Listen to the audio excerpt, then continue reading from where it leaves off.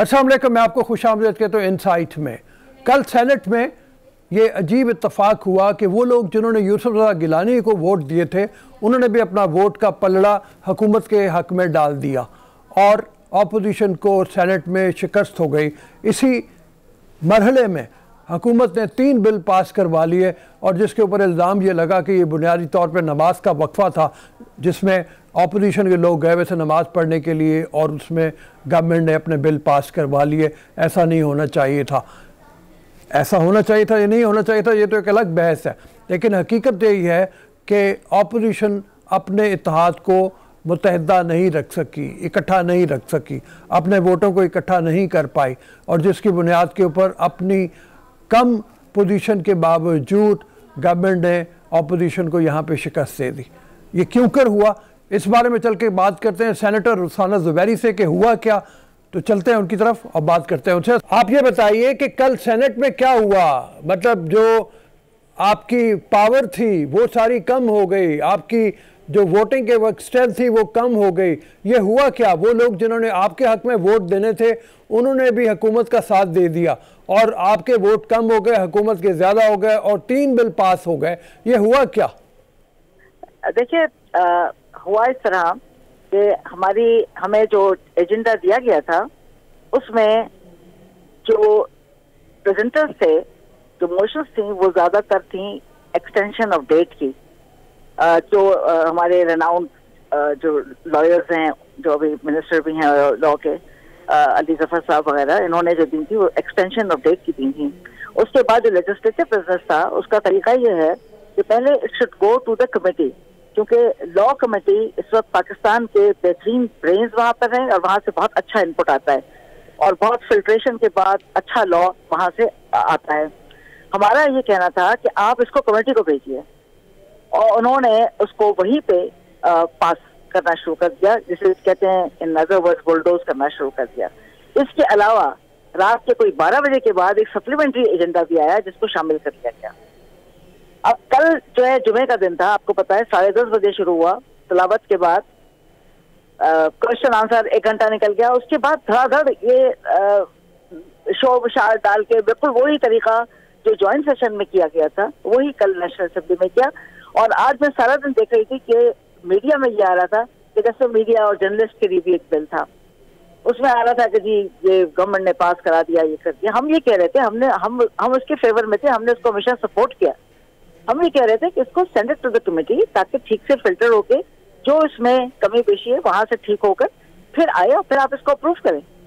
और ये जो 33 आपने ज्वाइंट सेशन में देखे थे उसको भी अगर आप देखें तो किस तरह के लॉज हैं।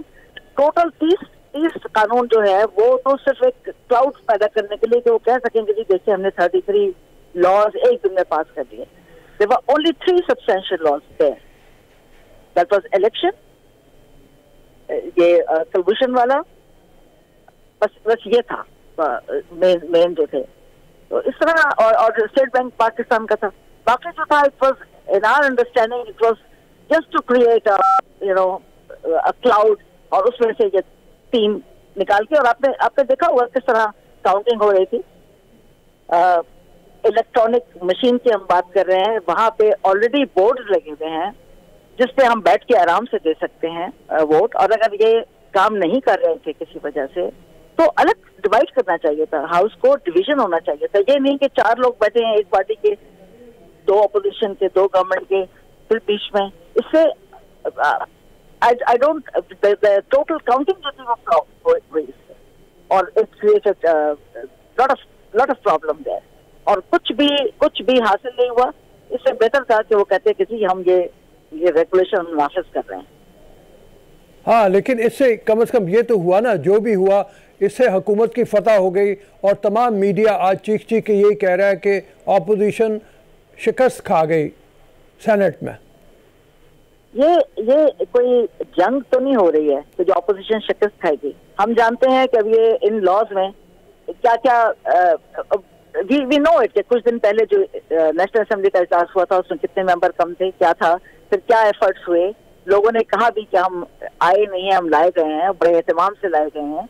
ये हम पता नहीं किस नहज पे हम जा रहे हैं, हम क्या चाहते हैं, अपने मुल्क को किस जगह पे डाल रहे हैं। we need to do something and something urgently to put things right.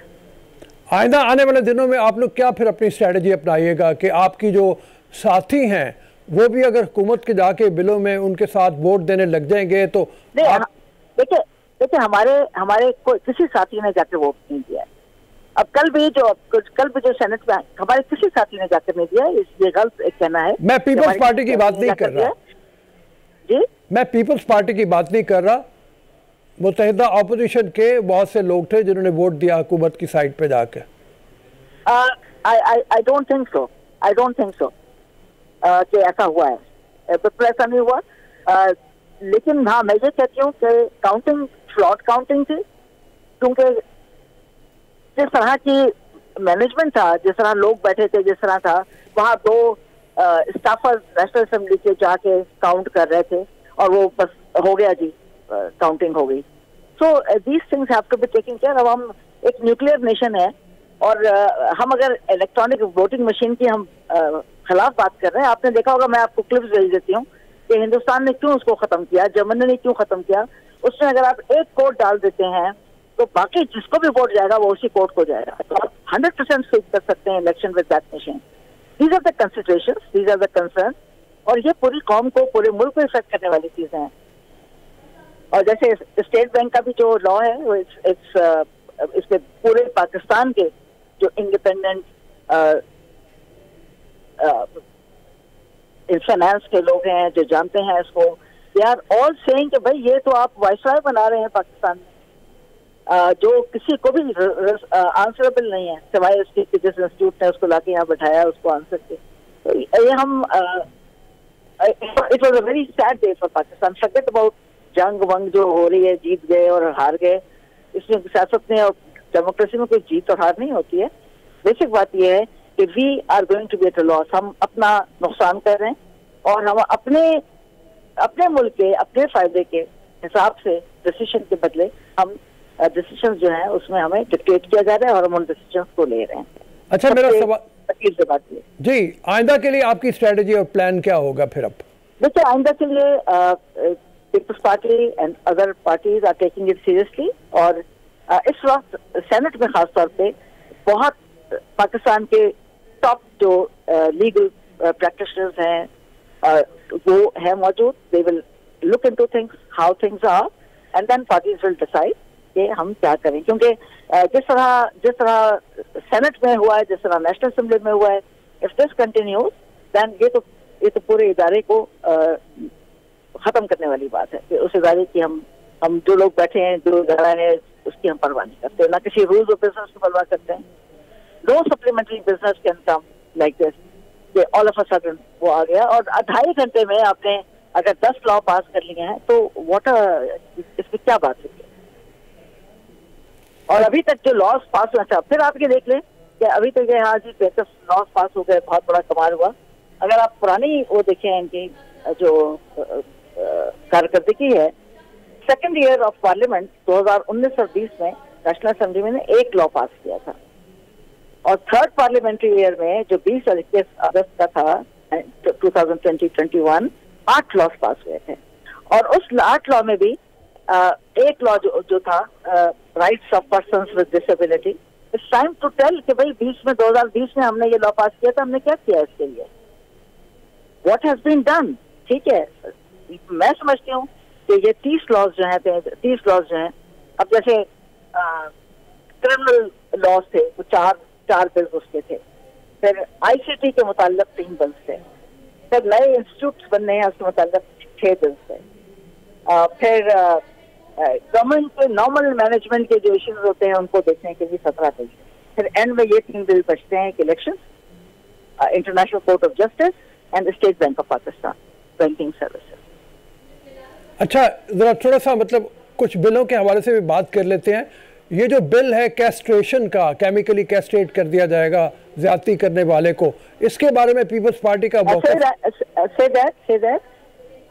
जो आप फिर से कहिए, केमिकली कैस्ट्रेट किया जाएगा मुजरिमों को, इसके बारे में आप लोगों का क्या ओपिनियन है? पीपल्स पार्टी हमेशा से अभी तो as it stands today it's a passed bill. मैं इन माय पर्सनल ओपिनियन मैं समझती हूँ कि आप कुछ भी एक्शन लें, कुछ भी करें, ये जो मिनास हमारे यहाँ रेप का और जिसमें खवातीन, बच्चे, बच्चियां, दे आर द सफरर्स, इस पे जितना भी सख्त एक्शन लिया जा सकता है, इट शुड स्टॉप इमीडिएटली। मैं एक मिसाल आपको देना चाहूंगी। हमारे यहाँ कोई मर्द किसी खातून से नाराज हो जाता है, उसका प्रपोजल रिजेक्ट हो जाता है, कुछ हो जाता है, वो जाके 50 रुपए का हिसाब लेता है, उसके मुंह पे फेंक देता है, उसकी जिंदगी खत्म हो जाती है, या फिर कुछ भी नहीं होता। बांग्लादेश में भी यही था, उन्होंने उसकी फांसी की सजा लगाई और विद इन नो टाइम वो खत्म हो गया। तो we would like to see implementation, action लिए जाएं जो इन सब मिनास को हमारी जिंदगी से खत्म करें, ताकि हमारे लोग चैन सुकून से रह सकें। महंगाई और इसके अलावा ये जो इनके पर्सनल राइट्स जो मिनटों में उनकी जिंदगी को तहवाला कर देते हैं, we need to do something and there is an emergency about it, not the EVM.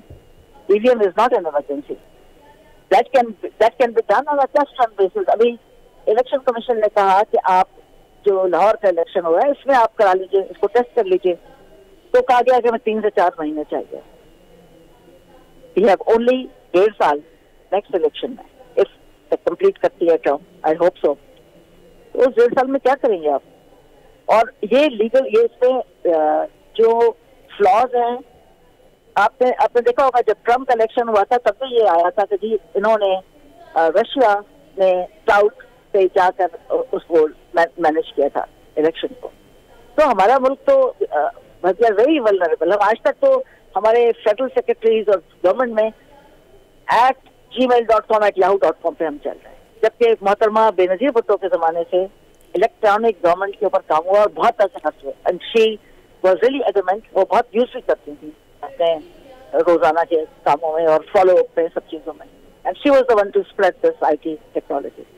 तो हम बहुत ही अभी हम पिछले बिल्कुल घुटनों चल रहे हैं और हम कहते हैं कि जी हम ये करें। हालांकि we are a nuclear nation and अल्हम्दुलिल्लाह that credit also goes to Pakistan heroes जिन्होंने हमें ये टेक्नोलॉजी दी। और हम बात शुरू करते हैं कि हमने जी हम नई चीज सीख रहे हैं, हम नई चीज ला रहे हैं।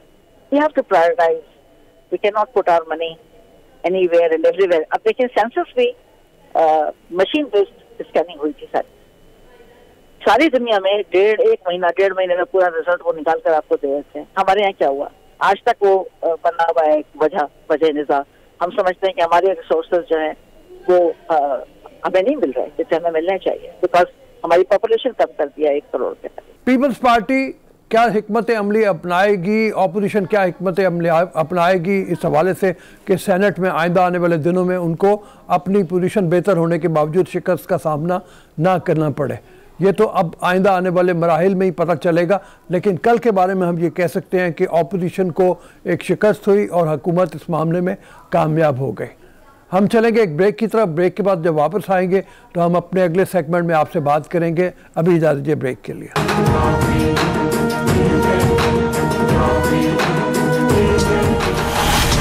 Welcome to the show after the break. जैसे कि आपने सुना, स्टेट बैंक ने 150 पॉइंट अपने इंटरेस्ट रेट में इजाफा कर दिया है। इसकी वजह क्या बनी, इसकी वजूहात के बारे में कहा जाता है कि एक तो महंगाई बहुत तेज़ी से बढ़ रही है, जिसके ऊपर कंट्रोल करने के लिए स्टेट बैंक ने सोचा कि इसको कुछ इजाफा कर दिया जाए, और दूसरे ये कि रुपए की कदर गिर रही है, रुपए की कदर को बचाने के लिए स्टेट बैंक ने ये इजाफा किया। इस इजाफे से क्या ये दोनों इक़दामात पूरे हो सकेंगे, इसमें कोई बेहतरी आएगी या नहीं आएगी? हम चल के बात करते हैं। फ़ारूक सलीम माहिर माशियात हैं उनसे। अस्सलाम वालेकुम फ़ारूक साहब। जी वालेकुम सलाम। अच्छा, ये फरमाइए, ये एकदम से 7.25 से तकरीबन लेके 8.75 जो बेसिस पॉइंट्स का इजाफा कर दिया गया, 150 बेसिस पॉइंट्स का स्टेट बैंक की तरफ से, ये क्या एकदम से पड़ गई? मतलब एक तरफ देखा जाए तो जो इंपोर्ट एक्सपोर्ट है उसमें डिफरेंस बहुत ज़्यादा है, जो महंगाई है उसकी शरह डबल डिजिट्स में जा रही है। ये क्या ये वजूहात बनी है या कोई और वजूहात हैं? जी आप सही समत में जा रहे हैं। मेरा ख्याल है कि 2 बड़ी वजूहात हैं इसके पीछे। पहली वजह तो मैं समझता हूँ कि रुपया जिस तेजी से गिर रहा है, स्टेट बैंक चाहता है कि उसको किसी तरह का सहारा प्रोवाइड करे, कोई संभाला जाए उसको। और मैं समझता हूँ कि इस मकसद में जो 1.50 या 150 बेसिस पॉइंट का इंक्रीज हुआ है। मेरे ख्याल में कि रुपए को कुछ सहारा जरूर मिलेगा इसके नतीजे में। दूसरा गोल या दूसरा मकसद स्टेट बैंक का यह है कि महंगाई को किस तरह से कंट्रोल किया जाए। अब जो मगरबी इकोनॉमीज हैं वहाँ पे तो आपने देखा कि जो वहाँ पे शहरी हैं, जो वहाँ पे सिटीजन्स हैं, उन्होंने कार भी लोन पे ली है, उन्होंने घर भी मॉर्गेज पे लिया होता है, उनके घर पे सोफा जो पड़ा है वो भी लोन पे लिया हुआ है, उनका टेलीविजन भी लोन पे होता है। तो वहाँ ये पढ़ाया जाता है और हकीकतन देखा भी जाता है कि जब इंटरेस्ट रेट बढ़ा दिया जाता है तो लोग चीजें कम खरीदना शुरू कर देते हैं और शायद महंगाई पे किसी हद तक कंट्रोल आ जाता है। अब पाकिस्तान में मैं समझता हूँ कि ये वाला फॉर्मूला लागू नहीं होता। यहाँ पे एक तो बहुत ही कम तादाद हमारी आबादी की जो है जो बैंकिंग सेक्टर के साथ कनेक्टेड है और अगर स्टेट बैंक ये कोशिश कर रहा है कि शायद इंटरेस्ट रेट बढ़ा के महंगाई पे किसी तरह कंट्रोल हो जाएगा, उसमें मुझे लगता है, मेरा खदशा है कि स्टेट बैंक को नाकामी का सामना होगा और उसके वजूहात कुछ पाकिस्तान में अगर महंगाई कम करनी है तो उसके तरीकाकार कुछ और हों। इसका ये फरमाइए कि जो एकदम तेज़ी आई थी, बूम आया हुआ था हमारे कुछ सेक्टर्स में, कारोबारी सेक्टर्स में, वो बहुत खुश नहीं है इससे बढ़ाने की वजह से, तो वो उनको कितना ज़रा फ़र्क पड़ेगा? देखिए, जब इंटरेस्ट रेट बढ़ता है तो जो भी कर्जदार है जिसने कर्जा ले रखा है उसको नुकसान होगा, उसको सूद की मद में ज्यादा अमाउंट जो है वो पे करनी पड़ेगी। और अगर आप देखें पाकिस्तान के अंदर जो सबसे ज्यादा कर्जदार है वो तो हुकूमत पाकिस्तान खुद से है। तकरीबन 35,000 अरब रुपए का कर्जा उसने ले रखा है और अगर 1.5% जो है वो इंटरेस्ट रेट चढ़ता है तो आप सोचिए कि मेरे तखमीने के मुताबिक तकरीबन 300 अरब से 400 अरब तक की एक अमाउंट होगी जो इजाफी हुकूमत पाकिस्तान को सूद की मद में देना हो। जो बिजनेसेस का आपने जिक्र किया, जो बिजनेस लोन्स हैं इस मुल्क के अंदर वो तकरीबन लगभग 6,000 अरब के हैं और आप सोचिए कि अगर 1% बढ़ता है, 1.5% बढ़ता है तो उनको 60 से 70 अरब रुपया इजाफी सूद की मद में देना पड़ेगा। तो वो जो हम कहते हैं कॉस्ट ऑफ डूइंग बिजनेस, यानी कि जो लोन ले रखा है बिजनेसेस ने, उनकी कॉस्ट ऑफ डूइंग बिजनेस मजबूरी तौर पे पाकिस्तान में कोई 60 से 70 अरब बढ़ जाएगी, जिसके नतीजे में मैं समझता हूं कि कुछ बिजनेसेस जो है वो बंद भी हो जाएंगे और शायद खदशा मेरा यह है कि जो बेरोजगारी है कुछ हद तक शायद बढ़ने लगे इसके नतीजे में। अब मसला ये है कि अगर स्टेट बैंक ये ना करता तो और क्या इकदाम ऐसे थे जो लिए जा सकते थे, ज़रा उस बारे में भी फरमाइए। मुख्तलिफ माहिर माशियात मुख्तलिफ इकदाम की बात कर रहे हैं, लेकिन आप तो मतलब एक एक्सपर्ट होने के नाते आप क्या कहेंगे कि क्या हो सकता था? मतलब एक तो रुपए की कदर गिर रही है, ज़ाहिर है, उसको कैसे बचाया जाए, स्टेबिलिटी कैसे लाई जाए, महंगाई कैसे कम की जाए, क्या किया जाए?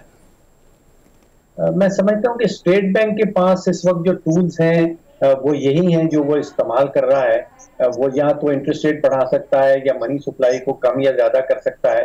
प्रॉब्लम जो हमारा आ रहा है वो स्टेट बैंक इशू का नहीं है, मैं समझ रहा हूँ कि हुकूमत पाकिस्तान जो है, एक तो उसका जो बजटरी खसारा है वो बड़ा तेजी से बढ़ रहा है। वो स्टेट बैंक के कंट्रोल में नहीं है, वो हुकूमत पाकिस्तान को कंट्रोल करना होगा, वो मिनिस्ट्री ऑफ फाइनेंस को कंट्रोल करना होगा।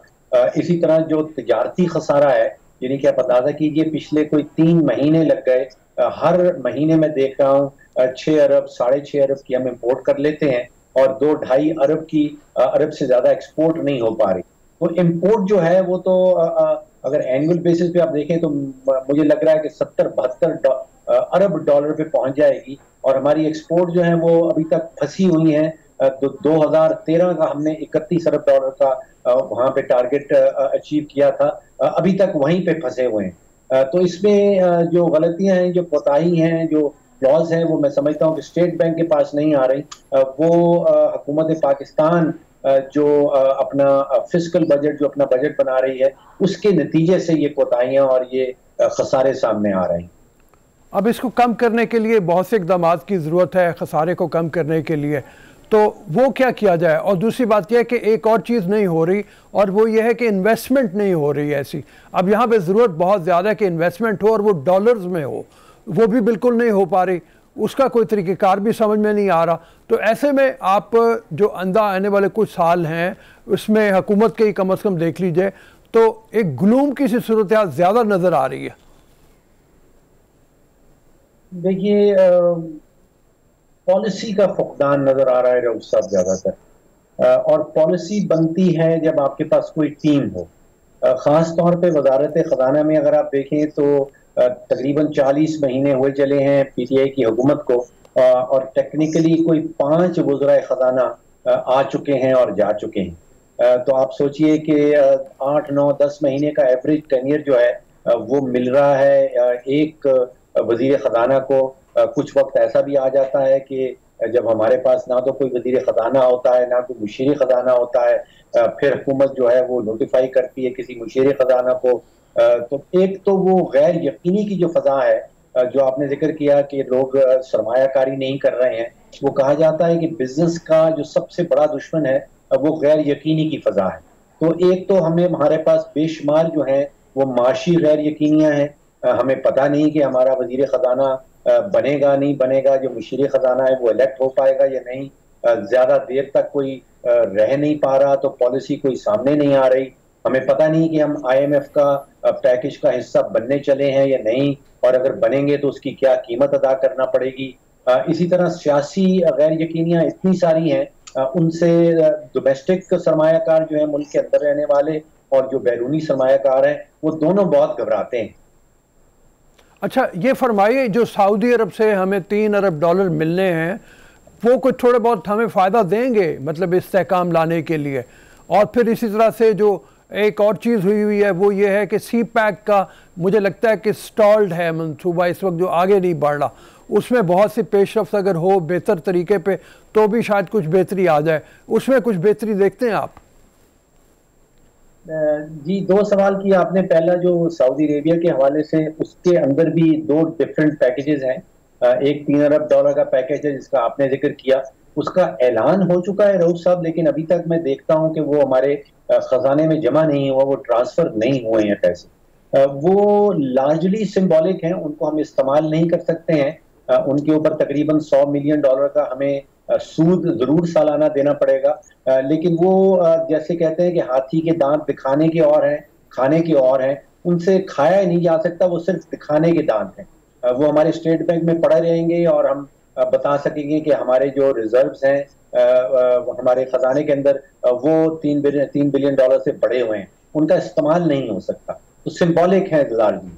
जो दूसरा पैकेज है 1.2 अरब का, जो मौखर पेमेंट के ऊपर हम तेल खरीद सकते हैं, उसका जरूर इफेक्ट आएगा। हमारा जो तेल की पेमेंट्स हैं हम महीने भर की, उसमें से $100 मिलियन तकरीबन महीने का वो मौखर पेमेंट पे चला जाएगा, वो भी हमें पेमेंट नहीं करनी होंगी, और उसके नतीजे से हमारे जो ज़खायर हैं वो इतनी तेजी से नहीं करेंगे जितनी तेजी से वो भी गिर रहे हैं। CPEC का आपने जिक्र किया, आई थिंक फेज 1 जो था जिसमें बहुत बड़े बड़े जो पावर प्रोजेक्ट्स थे, इंफ्रास्ट्रक्चर के प्रोजेक्ट्स थे, जिसमें कोई तकरीबन $30 अरब की प्लानिंग थी सरमायाकारी की, वो तकरीबन हो चुकी है। और नेक्स्ट फेज में अभी कुछ रुकावटें आ रही हैं, वो तकरीबन जैसे आपने कहा कि स्टॉल्ड है प्रोग्राम, वहां से कोई उम्मीद नहीं लगा के रखनी चाहिए कि कोई इजाफी डॉलर्स फॉरेन डायरेक्ट इन्वेस्टमेंट की शक्ल में पाकिस्तान आएंगे।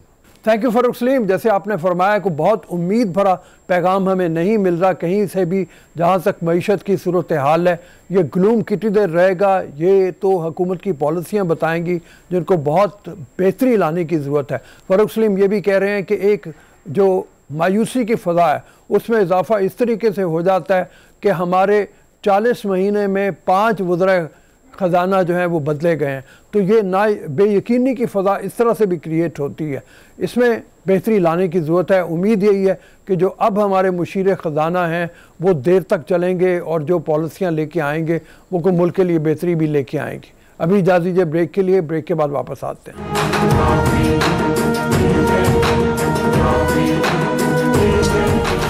Welcome to the show after the break. हम बात करने जा रहे हैं गैस के बहरान की। जैसा कि जानते हैं सब लोग कि सर्दी आई नहीं है और गैस का बहरान शदीद हो गया। लोगों के चूल्हे ठंडे होने शुरू हो गए अभी से, और इसकी वजह बुनियादी तौर पे यही कही जाती है कि वक्त के ऊपर LNG के कॉन्ट्रैक्ट नहीं हो पाए। जिस वक्त पूरे मुल्क के अखबारात मीडिया चीख चीख के ये कह रहा था कि टेंडर नहीं खुले, वक्त के ऊपर टेंडरों को नहीं भरा गया, वक्त के ऊपर इंपोर्ट नहीं की गई, वक्त के ऊपर आने वाले महीनों के लिए इंतज़ाम नहीं किया गया, उस वक्त पता नहीं गवर्नमेंट कहाँ सोई हुई थी, उस वक्त मालूम नहीं वजारत क्या कर रही थी पेट्रोलियम की और गैस की। अब जब वक्त आ गया है तो इस बहरान ने सर उठा लिया। इससे पहले अभी भी कि देर हो जाए, हमें चाहिए कि इस मामले में कोई ना कोई कदम ऐसा उठाएं कि जिसकी बुनियाद के ऊपर लोगों को शदीद परेशानी से निजात दिलाई जा सके। इसके बहुत से हल हैं। इसके हल क्या हैं? इस हवाले से कुछ हल जो हैं वो सिंध के वज़ीर तवानाई इम्तियाज़ शेख साहब बताते हैं। हम उनसे चल के बात करते हैं और उनसे पूछते हैं कि सिंध में क्या सूरत हाल और बाकी मुल्क के लिए या कम अज़ कम सिंध के लिए वो क्या सूरत हाल तजवीज़ करते हैं। अभी चलते हैं, बात करते हैं इम्तियाज़ शेख साहब से। अस्सलाम वालेकुम इम्तियाज़ साहब। वालेकुम सलाम। सर, सर्दी अभी आई नहीं है और गैस बहरान शुरू हो गया, घरों के चूल्हे ठंडे हो गए हैं, इंडस्ट्री को गैस मिल नहीं रही। इस सूरत हाल पे क्या कहेंगे आप? ये क्या हो रहा है? मैं तो बस इतना ही कहूँगा कि ये PTI गवर्नमेंट की नाअहली है और उनकी खराब कारकर्दगी और गवर्नेंस का जो सीरियस इशू है उसकी गवर्नमेंट में, वो है जो कि अवाम को भुगतना पड़ रहा है। और ये चीज़ हमने कई दिनों, महीनों, हफ्तों पहले वजाहत की थी और बार बार पूरे मुल्क के अखबारों में, टीवियों में आ रहा था। फॉर्मली हमने मतलब प्रेस कॉन्फ्रेंस करके बताया था कि दिसंबर में शदीद बहरान होगा, जनवरी में शदीद बहरान होगा गैस का, और उसका बंदोबस्त करें।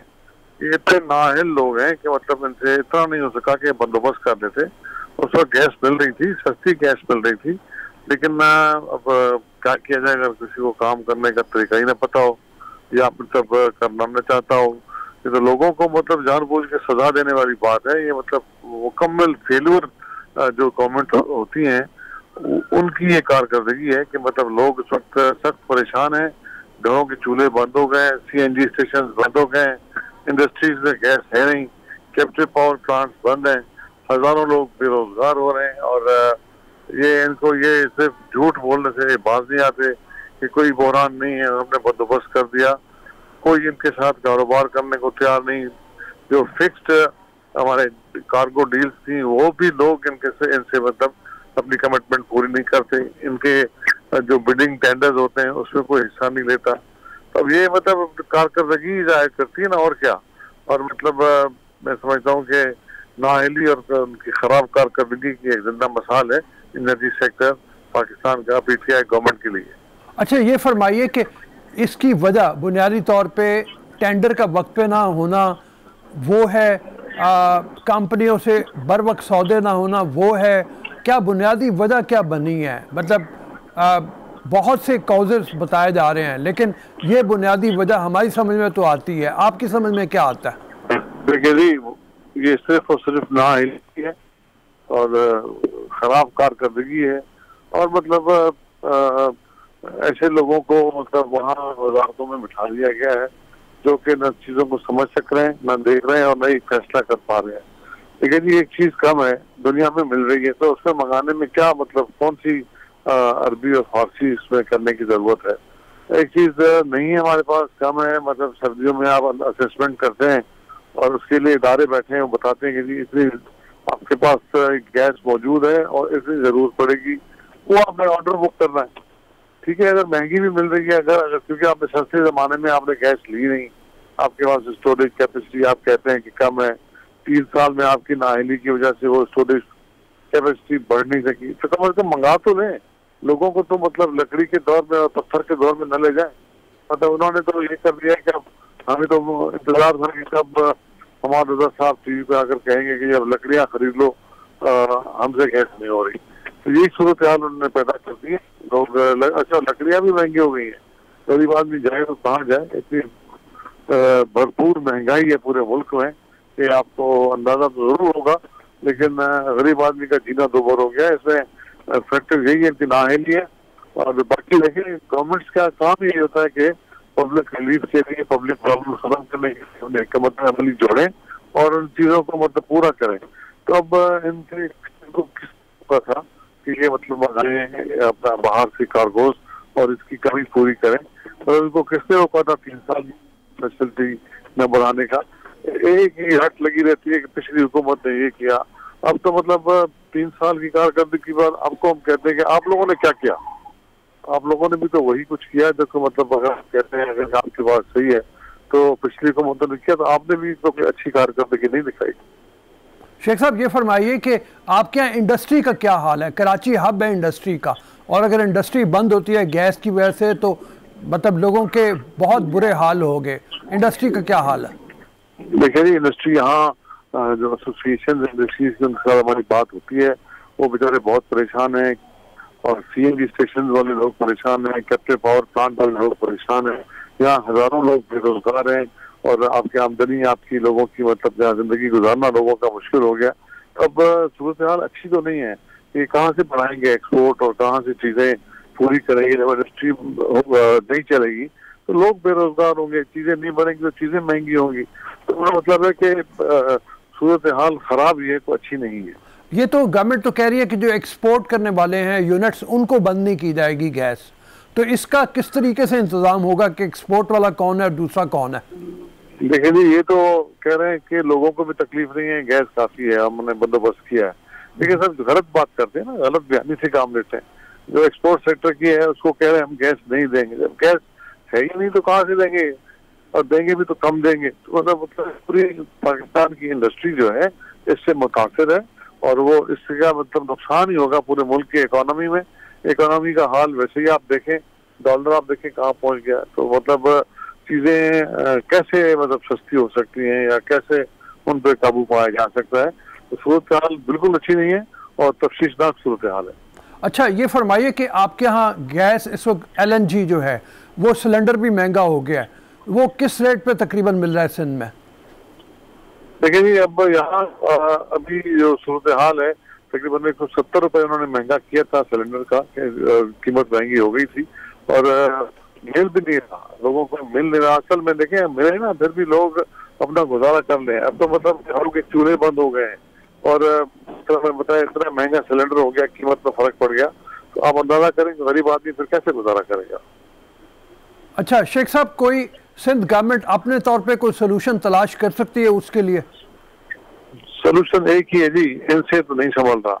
ये फेल हो गए, टोटल नाकामी है पीटीआई गवर्नमेंट की, और इनके नाअहल लोग बैठे हैं मिनिस्ट्री एनर्जी में और पेट्रोलियम में। इन्होंने 3 साल में तो कुछ करके नहीं दिया, सिर्फ 4 वजीर तब्दील किए, 3 स्पेशल असिस्टेंट तब्दील किए अपनी जाती पसंद नापसंद की वजह से। अब एक चीज रहेगी कि ये हमारे हवाले करें, गैस की 62% पैदावार सिंध से होती है, तो हमें दें, हम सुई सदरन गैस हम कम से कम सिंध के लोगों को हम रिलीफ देंगे और उसका बंदोबस्त करेंगे, क्योंकि इनसे नहीं संभल रहा। और दूसरी बात ये कि मैं वजीर आजम से कहूँगा कि भाई आप जिम्मेदारी तो आप मुतय्यन करें, किसकी जिम्मेदारी है, और वही वजीर, वही अफसरान, सेक्रेटरी, और जो पूरा एक फौज बनी हुई है जो अफसरों की, वो सब के सब वही मजे लूट रहे हैं। लोग इस वक्त परेशान है, लोगों की टाइम काटना, खाना बनाना मुश्किल है। तो मतलब किसी भी तो रिस्पॉन्सिबिलिटी फेस करें, या किसी को खुद को तो शर्म आ जाए, इस्तीफाई दे दे कम से कम, लोग कहें कि जी वो नहीं कर सका इस्तीफा दे गया। तो मैं समझता हूँ कि न रिस्पॉन्सिबिलिटी फिक्स की जा रही है, न किसी खुद को किसी को मतलब एहसास है कि खुद ही कुछ एग्जाम ऐसा करे, किसी और की जगह छोड़े, कोई काबिल आदमी आ जाए जो इसका मसला हल करे। तो मैं समझता हूँ कि ये भी होना चाहिए, और हम सिंध गवर्नमेंट की तरफ से पहले भी कह चुके हैं कि आप हमारे हवाले करें, गैस भी हमारी है, हम सप्लाई करेंगे, लोगों को रिलीफ देंगे, और फिर अगर गैस बचेगी तो हम पाकिस्तान की जहाँ भी कहीं कहा जाएगा हम वहाँ वो गैस पहुँचा देंगे। ये आपको लगता है मुमकिन, यानी फार्मूला हो सकता है इस पे अमल दरामद होना? चूँकि बुनियादी तौर पे तो जो इस तरह के मामला आते हैं वो कॉन्स्टिट्यूशन के मुताबिक वो हमारे फेडरल इदारों की मतलब उसमें आ जाते हैं, तो प्रोविंस को तो लहदा से दिया नहीं जा सकता। देखिए जी, ये बिल्कुल कॉन्स्टिट्यूशन में है, गैस जहाँ पैदा होती है आर्टिकल 158 कहता है कि उसी सूबे का पहला हक है, हमें वो भी नहीं दिया जाता। और दूसरी बात ये कि एक चीज अगर खुद नहीं संभाल सकते, खुद नहीं कर सकते, खुद फेल है उसमें, खुद गैस मंगा नहीं सकते, खुद सप्लाई गैस की नहीं कर सकते, कीमतें डेली की बुनियाद पे बढ़ा देते हैं, तो मतलब फिर तो किसी को दे देना, मैं करूंगा ना करने दूंगा वाली सूरत हाल है, उसका तो कोई हल नहीं है। लेकिन इससे पहले भी इस तरह की बातें होती रही हैं, हम तो ऑफर कर रहे हैं और यही इसका हल है। इस्लामाबाद के बाबू बैठ के कोयटा की और कराची की और जैकोबाद की और सियालकोट की गैस का फैसला और उसका बंदोबस्त नहीं कर सकते। ये डिसेंट्रलाइज करना पड़ेगा, ये सूबों को दे, सूबे खुद चलाएं, खुद ही अपना बंदोबस्त करें, मैकेनिज्म बनेगा तो खुद ही मंगाई जाएगी और अपनी जरूरियात भी पूरी कर सकेंगे। Thank you very much Imtiaz साहब। तो एक बात ये कहते हैं कि सिंध की गैस 52% सिंध से निकलती है, वो सिंध के हवाले कर दिए जाए, ये काबिल अमल फार्मूला नहीं है। लेकिन इससे पहले कि बाकी बहरान की वजह से बाकी सूबे भी इस तरह की बात करने लगे, लोग ऐसे सोचने लगे, कोई ना कोई हल इसका सोच लिया जाना चाहिए। और जैसे कि बात हुई कि वज़ीर-ए-आज़म को चाहिए तयन करें कि ये नाअहली किसकी है और उस नाअहली की बुनियाद के ऊपर उसको हटाया जाए, उसकी जगह कोई और वज़ीर लगाया जाए, उसकी बजाय कोई और टीम लाई जाए ताकि लोगों को अजियत से निजात दिलाई जा सके। अभी इजाज़त दीजिए, अगले शो में फिर मिलेंगे। अल्लाह हाफ़िज़। नासिर।